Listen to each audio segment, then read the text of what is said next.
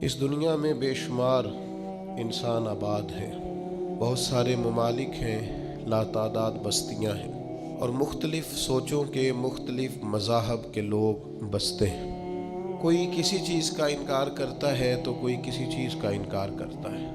کوئی معاذ اللہ تعالی جنت و دوزخ کا منکر ہے، کوئی تقدیر کا انکاری ہے۔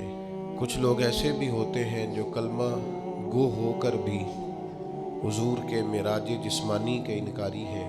کوئی اولیاء کے، صوفیاء کے، بزرگان دین کے، طریقہ تصوف کے انکاری ہیں۔ پھر اس سے اور آگے بڑھ جائیں تو معاذ اللہ تعالی قرآن مجید ہمیں بتاتا ہے کچھ ایسے بھی تھے جو نبیوں کے، رسولوں اور پیغمبروں علیہم السلام کے انکاری تھے۔ نقل کفر نہ باشد۔ کچھ لوگ تو اللہ کا بھی انکار کرتے ہیں، وجود باری تعالیٰ کے ہی سرے سے قائل نہیں ہے۔ تو اس دنیا کے اندر بہت سارے مذاہب، بہت سارے لوگ اور بہت ساری چیزوں کا لوگ انکار کرتے ہیں۔ ایک چیز ایسی ہے جس کا کوئی منکر نہیں، ایک نظریہ ایسا ہے جس کا کوئی انکار نہیں کرتا، اور وہ کیا ہے؟ وہ موت ہے۔ کوئی کسی مذہب سے تعلق رکھتا ہو، کسی گروہ سے تعلق رکھتا ہو، کسی فرقے سے تعلق رکھتا ہو، کسی بستی، کسی ملک، کسی جگہ کا رہنے والا ہو، اس بات کا قائل ہے کہ بہرحال موت آئے گی، بہرحال دنیا سے جانا ہے، بہرحال ایک دن گلشن حیات کو سمیٹنا ہے۔ کوئی امیر ہو تب بھی، غریب ہو تب بھی، دانا ہو تب بھی اور نادان ہو تب بھی، عمل کرنے والا ہو تب بھی، بے عمل ہو تب بھی، غیر معروف ہو تب بھی، اور اس کے نام کا زمانے میں ڈنکا بجتا ہو تب بھی، بہرحال دنیا سے جانا ہے، بہرحال رخت سفر باندھنا ہے، بہرحال ایک دن سارا کچھ سمیٹنا ہے۔ لیکن ایک تھوڑا سا فرق ہے۔ کافر کہتا ہے مریں گے تو فنا ہو جائیں گے، اور مومن کہتا ہے کہ اصل زندگی ہی مرنے کے بعد شروع ہوگی۔ ابھی تو ہم کتاب کا مقدمہ دیکھ رہے ہیں۔ ایک کتاب ہوتی ہے پوری، ایک شروع میں اس کا مقدمہ ہوتا ہے کہ اس کتاب کے اندر ہم یہ ثابت کرنا چاہ رہے ہیں۔ ابھی تو یہ جو زندگی ہے یہ مقدمہ ہے اس زندگی کا جو اللہ تعالیٰ جنت میں انسان کو دائمی، ابدی اور ہمیشہ کی زندگی عطا فرمانے والا ہے۔ عام لفظ ہم نے سنا اور زبان زد خاص و عام ہے یہ جملہ کہ دنیا آخرت کی کھیتی ہے، فصل کاٹیں گے وہاں جائیں گے۔ دنیا میں تو آئے ہیں اعمال کرنے کے لیے، اپنے اپنے حصے کا کام کرنے کے لیے۔ اچھا، کمال یہ ہے کہ جس نے دنیا بنائی ہے نا، جو خالق ہے، جو مالک ہے، جو رازق ہے، وہ ایک ترتیب سے چیزوں کو تخلیق کرتا ہے نا۔ پہلے دادا، پھر بیٹا، پھر اس کے بعد پوتا۔ اس نے مرتب کیا نا چیزوں کو، پہلے کیا بنایا اور بعد میں کیا بنایا، ایک ترتیب ہے نا۔ بنانے والا کہتا ہے کہ الذی خلق الموت والحیات، میں نے موت پہلے بنائی ہے، زندگی، یہ ترتیب دیکھیے بنانے کی۔ الذی خلق الموت والحیات لیبلوکم ایکم احسن عملا، وہ ذات جس نے موت اور حیات کو پیدا کیا تاکہ پتہ چلے تم میں اچھے عمل کون کرتا ہے۔ بنانے والے نے بنائی ہی موت پہلے ہے۔ کبھی ہمارے دیہاتوں میں کوئی بیٹا الگ ہوتا تھا یا ویسے کہیں کسی کا مکان تبدیل کرنے کا ارادہ ہوتا تھا تو گھر کے بڑے بوڑھے ایک لفظ بولتے تھے۔ اب تو لوگ موت کا لفظ بھی ادا نہیں کرتے، ڈرتے ہیں، خوف کھاتے ہیں۔ کوئی موت کی بات کرے تو کہتے ہیں اچھی اچھی بات کرو۔ بھئی موت سے زیادہ اچھی بات کون سی ہو سکتی ہے؟ یہی تو وہ ایک چیز ہے، ایک پل ہے جس سے گزریں گے تو اللہ کی بارگاہ میں حاضر ہوں گے اور مدینے والے محبوب کی زیارت کریں گے۔ تو آپ کہہ رہے ہیں کہ جناب اچھی اچھی بات کریں۔ پرانے بڑے بوڑھے بزرگ جب کوئی نیا مکان خریدتے تھے یا کسی نئی جگہ شفٹ ہوتے تھے تو کہتے تھے گلی ایسی ہونی چاہیے کہ مرنے والے کی چارپائی تو گزر سکے، جانے والے کی میت تو گزرے۔ اچھا بھائی مکان تو زندگی کے لیے لیا جا رہا ہے، گھر تو زندگی کے ایام گزارنے کے لیے لیا جا رہا ہے، آپ موت کی بات کر رہے ہیں۔ تو میرا خیال ہے ان کا فلسفہ اس لیے درست تھا کہ قرآن کہتا ہے الذی خلق الموت والحیات، بنانے والے نے بنائی ہی موت پہلے، یہ پہلے بنائی، اور پھر یہ کہ کوئی بچے گا، پھر یہ کہ کوئی ایسا ذی روح ہے جس میں جان تو آئی ہو موت نہ آئے۔ کلو نفس ذائقۃ الموت، ہر ذی روح نے، ہر جان نے موت کا ذائقہ چکھنا ہے۔ باقی زندگی میں ذرا مطلب ڈیوٹی اس طرح کی کرے، ذائقہ ہی ہوتا ہے، کڑوا بھی ہوتا ہے اور میٹھا بھی ہوتا ہے، پسندیدہ بھی ہوتا ہے اور ناپسندیدہ بھی ہوتا ہے، ذائقہ نہایت شاندار بھی ہوتا ہے، ہاں نہایت شاندار بھی ہوتا ہے اور نہایت بدمزہ بھی ہوتا ہے ذائقہ۔ تو موت کا ذائقہ بھی بلا مثال و بلا تشبیہ کچھ لوگوں پر بڑا کڑوا ہے، اور حضرت سعد بن ربیع جیسے لوگ بھی ہیں، جنگ احد میں کچھ ایسے صحابہ بھی ہیں جنہوں نے اپنے زخمی وجود کو گھسیٹا ہے اور لا کر اپنے سروں کو حضور کے مقدس قدموں پہ رکھا ہے۔ نجم کی اے خدا آرزو ہے یہی، اور عاشق زار کی آبرو ہے یہی، موت کے وقت سر ان کے قدموں میں ہو، دید ہوتی رہے، دم نکلتا رہے۔ یہ بھی موت ہے، این بالکل حضور علیہ السلام کی بارگاہ میں، حضور کے سامنے بالکل۔ تو بھائی یہ ذائقہ ہے، موت ایک ذائقہ، اس ذائقے کو چکھنا ہے۔ تو جو ذائقہ دنیا میں جس طرح کے اعمال کریں گے، آخر میں ذائقہ بھی اسی طرح کا نصیب ہو جائے گا۔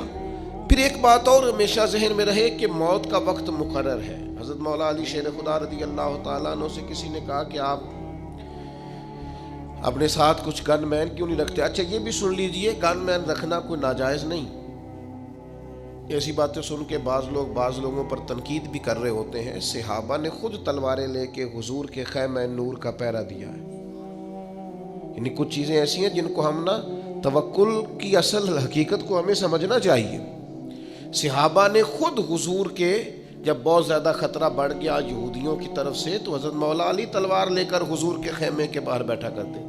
حضرت سعد بن ابی وقاص نے پہرا دیا۔ اگر کسی شخص کو کچھ ایسے مسائل ہو تو اس کے لیے یہ ناجائز نہیں۔ ہاں شوق بعض لوگوں کو بہت ہو گیا ہے کہ میرے ارد گرد گن مین ہو، تو یہ شوق ٹھیک بہرحال نہیں ہے، یہ تصنع ہے، دکھاوا ہے۔ لیکن حضرت مولا علی شیر خدا نے ایک اور فلسفے میں موت کی حقیقت کو کھول کر بیان کیا۔ کسی نے کہا کہ آپ کو بہت خطرہ ہے تو آپ کچھ حارسین ساتھ رکھ لیں، کچھ سپاہی ہونے چاہیے تلواریں لیے۔ تو مولا کائنات رضی اللہ تعالیٰ عنہ جانتے تھے کہ قرآن حکیم نے فرما دیا ہے سورہ اعراف کے اندر کہ ہر گروہ کا ایک وعدہ ہے، اور جب موت کا وقت آئے گا نہ ایک گھڑی آگے ہوگی نہ اور ایک ساتھ پیچھے ہوگی۔ تو مولا کائنات رضی اللہ تعالیٰ عنہ قرآن حکیم کے اس ارشاد کی روشنی میں فرمانے لگے تم مجھے کہتے ہو محافظ رکھ لو، موت خود سب سے بڑی محافظ ہے، وقت سے پہلے آتی نہیں۔ اللہ نے طے کر دیا ہے کہ جب آئے گی نہ ایک ساتھ آگے ہوگی نہ ایک ساتھ، یہ اپنے وقت پر آئے گی، اس کا ٹائم مقرر ہے، اپنے وقت پر، طے شدہ وقت پر موت بہرحال آئے گی، اور یہ آئے گی اور اپنا کام بھی دکھا، اور پھر اس کا وقت بھی مقرر ہے اور جگہ بھی مقرر ہے۔ دعا کرو نا مدینے میں آ جائے، بیت اللہ شریف کے سامنے آ جائے، یہ کرم ہو جائے نا۔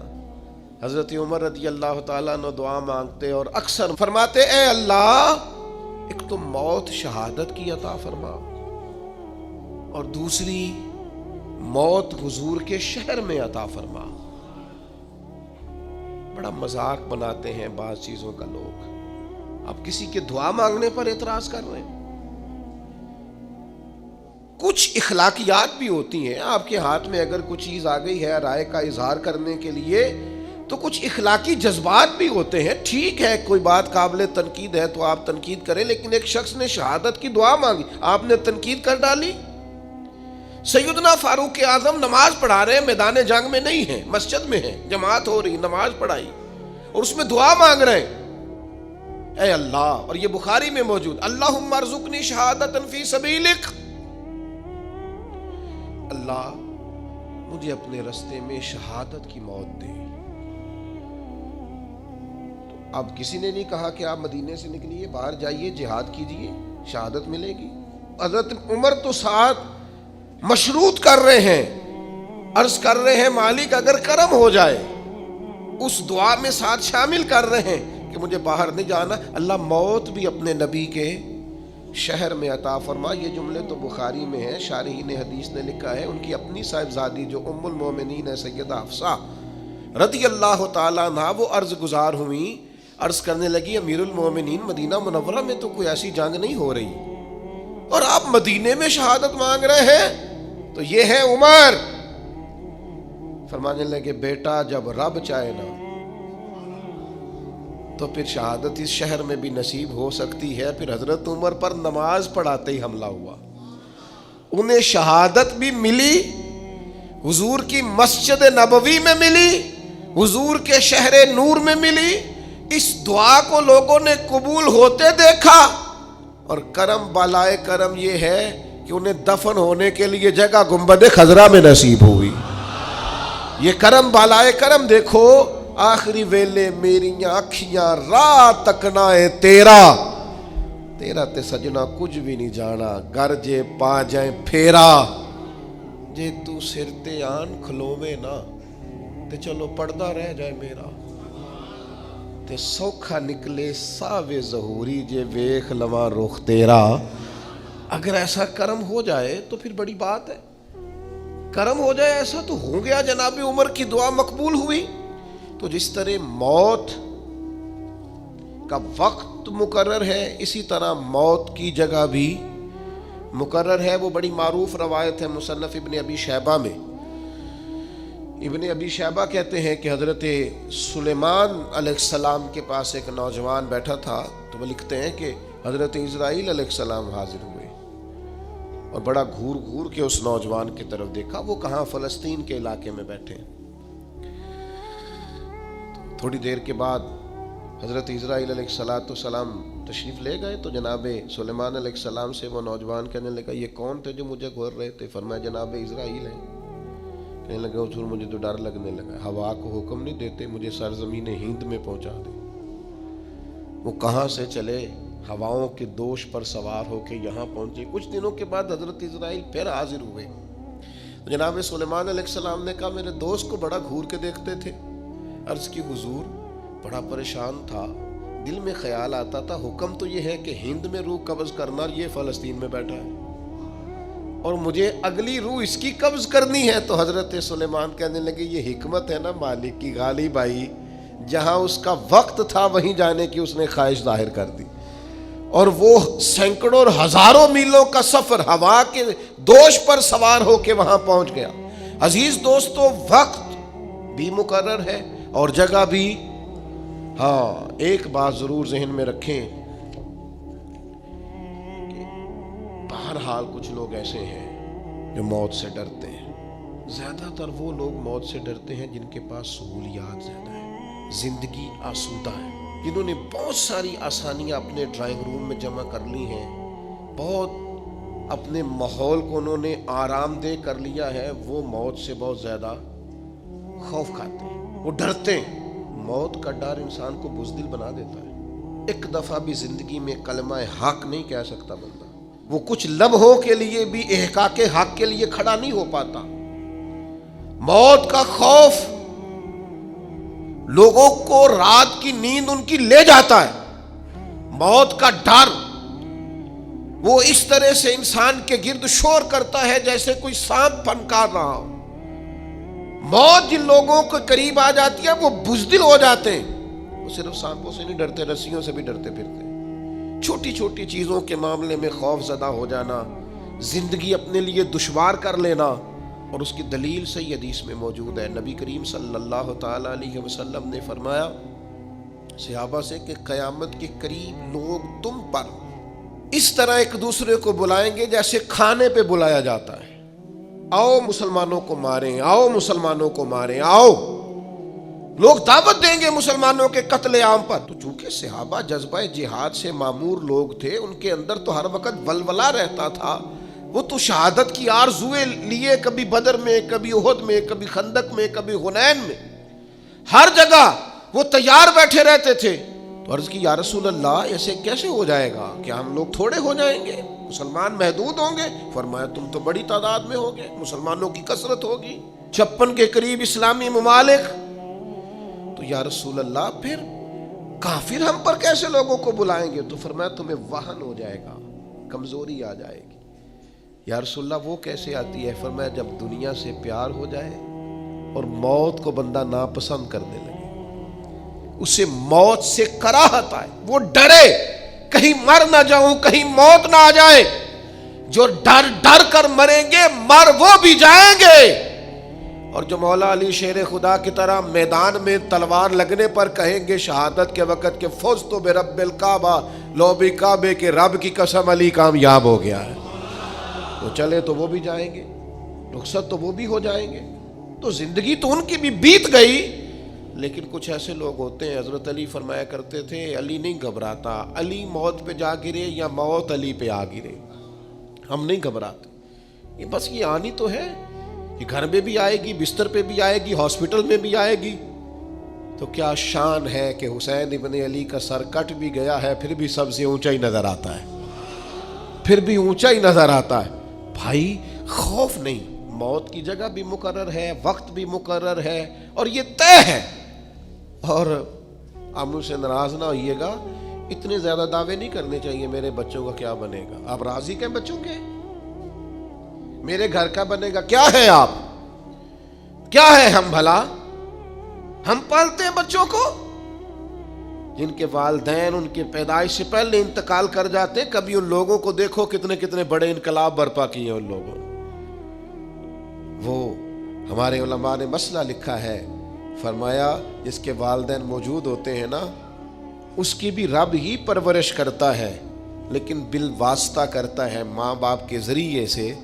لیکن فرمایا جس کے ماں باپ کو لے جاتا ہے نا، یتیم ہو جاتا ہے، اس کی تو ڈائریکٹ رب کریم پرورش فرماتا ہے، وہ تو بلا واسطہ ہے۔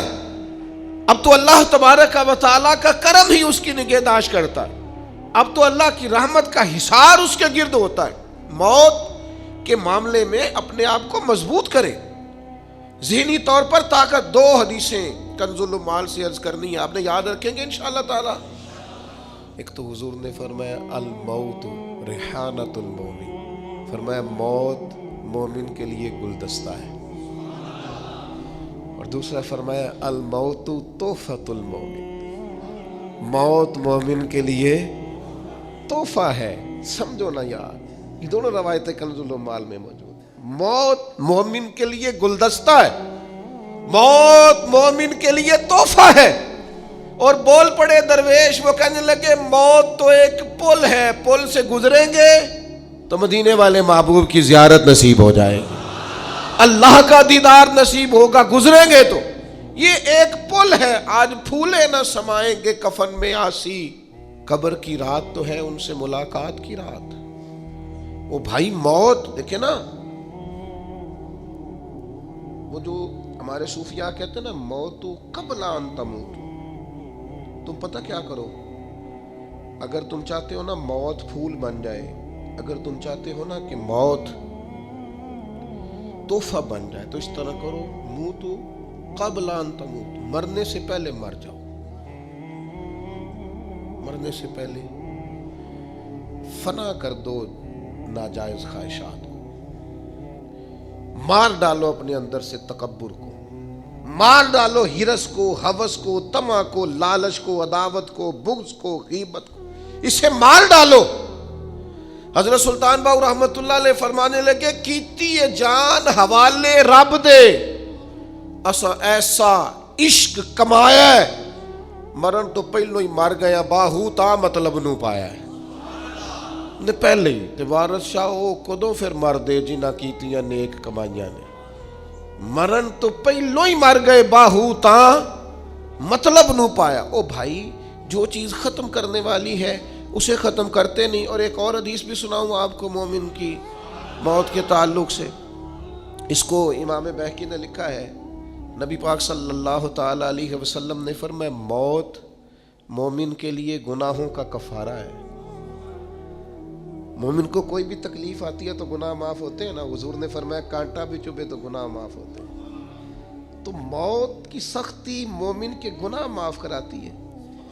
یہ کیسی چیز. اعلیٰ حضرت فاضل بریلوی رحمت اللہ تعالیٰ علیہ فرماتے ہیں بہت سارے بندے ایسے ہوتے ہیں جن کے ذمہ گناہ ہوتے ہیں، لیکن جب ان کا انتقال ہو جائے تو رب ان کے صغائر کو اپنے فضل سے معاف کر دیتا ہے، وہ طیب و طاہر ہو جاتے ہیں. ہاں حقوق العباد کا کوئی مسئلہ نہ ہو، ایسا کوئی مسئلہ نہ ہو جو بندے کے حق سے تعلق رکھتا ہو، باقی اللہ تعالیٰ معاف کر دیتا ہے. کیوں؟ اس لیے کہ موت مومن کے لیے کفارہ بن جاتی ہے. اس کی سختی، اس کی تکلیف انسان کے گناہوں کو. ایک اور بھی چھوٹی سی بات آپ کو سمجھا دوں برسبیل تذکرہ، یہ بھی چھوڑ دیں کہ فلانے کا چہرہ بڑا نورانی تھا اور فلانے کی حالت جو تھی وہ اس طرح کی تھی. کسی کا نورانی چہرہ بتانا تو جائز ہے مرنے کے بعد، لیکن اگر کسی شخص کے چہرے پر بظاہر بیماری کی وجہ سے یا کسی اور وجہ سے کوئی آثار اور ہو تو اس کا مطلب یہ نہیں کہ بندہ برا ہے. یہ ہم اپنے سے بھی طے کر لیتے ہیں نا چیزیں. یہ انداز بھی درست نہیں ہے، بلکہ ہمارے فقہاء نے لکھا ہے غسل دینے والے پر ضروری ہے کہ اچھی بات دیکھے تو بتائے، اور اگر کوئی ناگوار بات دیکھے تو چھپائے. ضروری نہیں ہوتا کہ سارے چہرے چمکدار ہی ہوں، کچھ اس کی حکمت بھی ہوتی ہے. بڑی معذرت کے ساتھ سید الشہداء حضرت امیر حمزہ ہیں رضی اللہ تعالی عنہ، 70 بار جنازہ پڑھا ہے نبی پاک نے ان کا. ہمیشہ حضور احد کے شہیدوں کے مزارات پہ جاتے، جناب ابو بکر جاتے، جناب عمر جاتے، جناب عثمان جاتے، مولا علی جاتے. لیکن حضرت امیر حمزہ کی شہادت تو اس طرح ہوئی تھی کہ ناک کاٹ دیا گیا تھا، آنکھیں نکال دی گئی تھی، ان کا کلیجہ نکال کے چبا لیا گیا تھا. تو جو سب سے بڑے شہید ہیں ان کی تو بظاہر حالت یہ تھی، تو کیا اس پر لوگ جج کریں گے؟ کیا ہم ظاہری صورت پر جج کریں گے؟ اس لیے جو فیصلے حشر میں رب نے کرنے ہیں نا، وہ مہربانی کریں دنیا میں کرنے چھوڑ دیں. جو ہمارا ذمہ نہیں ہے اس پر کلام نہ کریں. جو باتیں عند اللہ ہیں ان کو عند اللہ چھوڑ دیں. ہو سکتا ہے کچھ چہرہ بھی غم زدہ ہو، جب قبر میں حضور کی زیارت کرے تو پھر تازہ دم ہو جائے. یہ دیکھیں نا میاں صاحب کہتے ہیں مرن تو بعد دو مکھڑا میرا ہو جاوے جے تازہ، پھر سمجھ لینا محبوب میرے نے آن پڑے ہے جنازہ. تو بھائی اچھی طرح اس بات کو سمجھ لیں اور اس کو یاد رکھیں کہ ہو سکتا ہے وہ جس کا چہرہ آپ کو بظاہر مغموم لگ رہا تھا اور آپ کو بظاہر لگ رہا تھا کہ وہ چہرہ جو ہے اس وقت تازہ دم نہیں ہے، تو ہو سکتا ہے کسی کے انتظار میں ہو اور انتظار کی شدت نے یہ حالت کر دی ہو. جب دیدار ہوگا تو تازگی بھی آئی جائے گی، جب کرم ہوگا زیارت ہوگی تو نکھر بھی جائیں گے. اس لیے خود سے فیصلے نہ کریں. بعض لوگ خود سے فیصلے کرنے لگ جاتے ہیں، یہ انداز بھی درست. چلے بات آ گئی ہے، ایک بات اور عرض کروں. آج کل جنازوں پر بھی فیصلہ ہوتا ہے، فلانے کا بہت بڑا جنازہ تھا، بہت اچھی بات. لیکن اگر جنازے بھی لوگ تعلقات کی بنیاد پہ پڑھیں اور امیروں کے بڑے ہو جائیں اور غریبوں کے چھوٹے ہو جائیں تو فقط جنازوں پر تو فیصلہ نہیں نہ ہوگا. صحابہ میں عظیم ترین ہستی ہے حضرت ابو ذر غفاری کی بیٹی. ان کا بیٹا حضور کے اونٹ چراتا، بیوی سے کہا نبی پاک کی ازواج کی خدمت کرنا، خود حضور کی مسجد میں جھاڑو دیتے. میرے نبی پاک نے فرمایا زمین کے اوپر آسمان کے نیچے میرے ابو ذر غفاری سے سچا بندہ کوئی نہیں. جنازہ 5 لوگوں نے پڑھا ہے. جاؤ ایسی کسے دیکھو جی نہیں جلاکتے. نہ کوئی ساڈا دردی، اپنی اکیلے رہتے تھے بیوی کے ساتھ ربضہ میں. اپنی اہلیہ سے کہا میرا انتقال ہو جائے تو کفن کے لیے بھی کسی کو تکلیف نہ دینا، یہی میرا کمبل دھو کے اس میں کفن دے دینا اور کھڑی ہو جانا، اللہ بندے بھیج دے گا. تو اہلیہ کہتی ہے میں تنہا عورت دیکھ رہی ہوں، کون آئے گا؟ صحابی رسول کا وصال ہو رہا ہے. سامنے سے سیدنا عبداللہ ابن مسعود چند ساتھیوں کے ساتھ گزرے. ایک عورت کو پریشان دیکھ کے پوچھا بہن کیوں کھڑی ہو؟ کہنے لگے شخصیت کا انتقال ہو گیا ہے، جنازہ پڑھ دو گے؟ تو عبداللہ ابن مسعود نے کہا کون ہے؟ آگے بڑھ کے دیکھا تو کہا اللہ اکبر اللہ اکبر اللہ اکبر۔ پھر آگے بڑھ کے حضرت عبداللہ ابن مسعود پیشانی کو چوما اور کہا یار تو وہ ہے جس سے ہمیشہ رسول پاک راضی رہے۔ 5 لوگوں نے جنازہ پڑھا۔ غریبوں کے جنازے چھوٹے ہوں تو اس کا مطلب ہے ان کا اعزاز کوئی نہیں نا۔ جس طرح کسی امیر کی قبر میں مدینے والے محبوب کرم نوازی فرماتے ہیں، ہو سکتا ہے غریبوں پر اس سے بڑھ کر مہربانی ہوتی ہو، لہذا مہربانی کریں۔ جو فیصلے قیامت کو ہونے جا رہے ہیں ان فیصلوں کو دنیا میں طے کرنے کی کبھی بھی کوشش نہ کریں، وہ چھوڑ دیں۔ ان اللہ صبح قیامت کیا چیزیں طے ہوتی۔ ایک اور بھی گزارش ہے، موت کو میں نے آپ کو بتایا تحفہ بھی کہا گیا، گلدستہ بھی کہا گیا، موت کی سختیاں بھی بیان کی گئیں۔ نبی پاک نے یہ بھی بیان فرمایا کہ لذتوں کو ختم کرنے والی موت کو یاد رکھو۔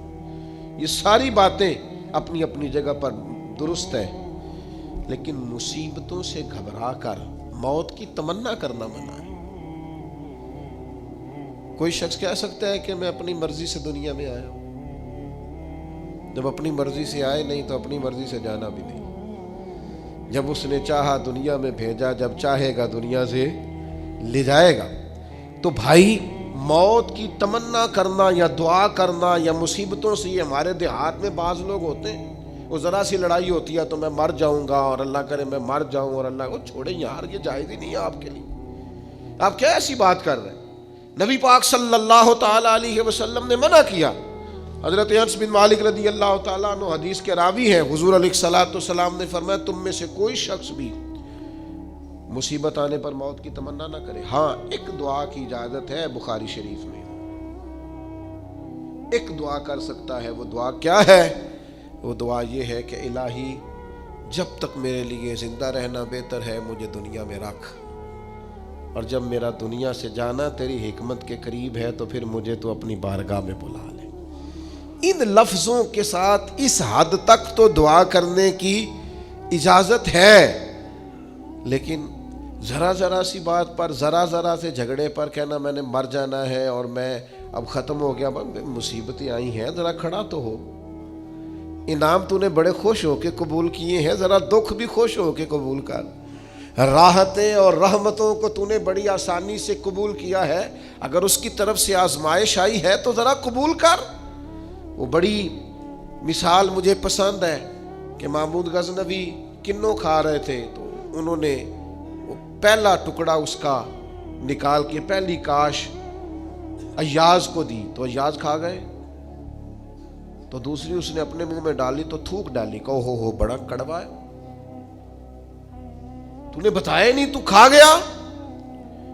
تو ایاز بڑا دھیما آدمی تھا، کہنے لگا بادشاہ تیرے ہاتھوں سے ہمیشہ میٹھے ملے ہیں، اب ایک کڑوا آیا ہے میں تھوک دیتا تو یہ کوئی آئین وفاداری تو نہیں تھا، میں نے اس کی کڑواہٹ نہیں دیکھی، میں نے تو وہ ہاتھ دیکھے ہیں جہاں سے ملا ہے۔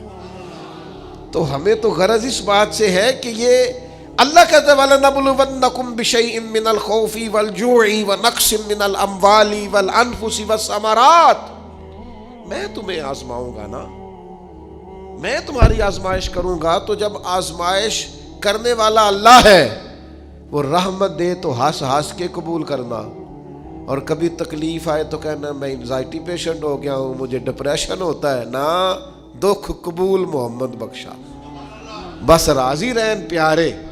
آپ اس بات میں نبی پاک صلی اللہ تعالی علیہ وسلم نے فرمایا، بخاری میں مشکات میں حدیث موجود ہے، اللہ کے حبیب علیہ السلام فرماتے ہیں تم میں سے کوئی شخص موت کی تمنا نہ کرے، فرمایا اگر وہ نیک ہے زندہ رہے گا تو ہو سکتا ہے نیکیوں میں اضافہ ہو جائے، اور اگر بد ہے تو پھر بھی تمنا نہ کرے۔ اوہ بہت بڑی بات کر دی، کریم کی تو ہر بات ہی بہت بڑی ہے۔ فرمایا بد بھی موت کی تمنا نہ کرے، ہو سکتا ہے رب توبہ کی توفیق عطا فرما دے تو توبہ کر کے دنیا سے جائے۔ بد ہو تو پھر بھی یہ دعا نہ کرے کہ یا اللہ میں رخصت ہو جاؤں، میں چلا جاؤں۔ تو میرے عزیز دوستو، بس ایک کام ہے جو کرنے والا ہے، جس کے لیے نبی پاک صلی اللہ تعالی علیہ وسلم نے ہماری توجہ دلائی ہے، موت کو بھولنا نہیں، اسے یاد رکھنا ہے۔ دنیا سے جانا ہے، اس بات کو کبھی بھولنا۔ آپ میں سے جس نے جہاں جہاں جانا ہے سب کو یاد ہے نا، فلاں کام کرنا ہے، فلاں کام کرنا ہے، فلاں کام کرنا ہے، کس کو کتنے بجے کا ٹائم دیا ہے، کس کی گاڑی کتنے بجے کی ہے، سب یاد ہے نا، کوئی بھولا ہوا؟ بس موت کو بھی بھولنا نہیں۔ لوگ نہ بھول جاتے ہیں۔ نبی پاک علیہ السلام نے فرمایا اس شخص کو اللہ قیامت کے دن شہیدوں کے ساتھ کھڑا کرے گا جو ایک دن میں 20 مرتبہ موت کو یاد کرتا ہے۔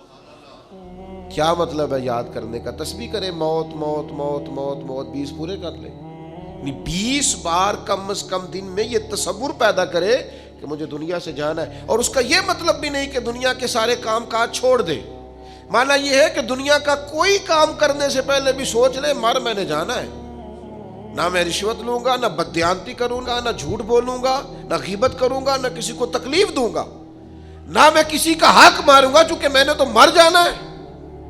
20 بار یہ تصور جمائے تو شہیدوں کے ساتھ کھڑا کیا جائے گا۔ معنی کیا ہے کہ 20 بار جو یاد کرے گا وہ تو چھوڑ دے گا گناہ، اس کی تربیت ہو جائے گی، اسے خیال آئے گا کہ میں مہمان ہوں۔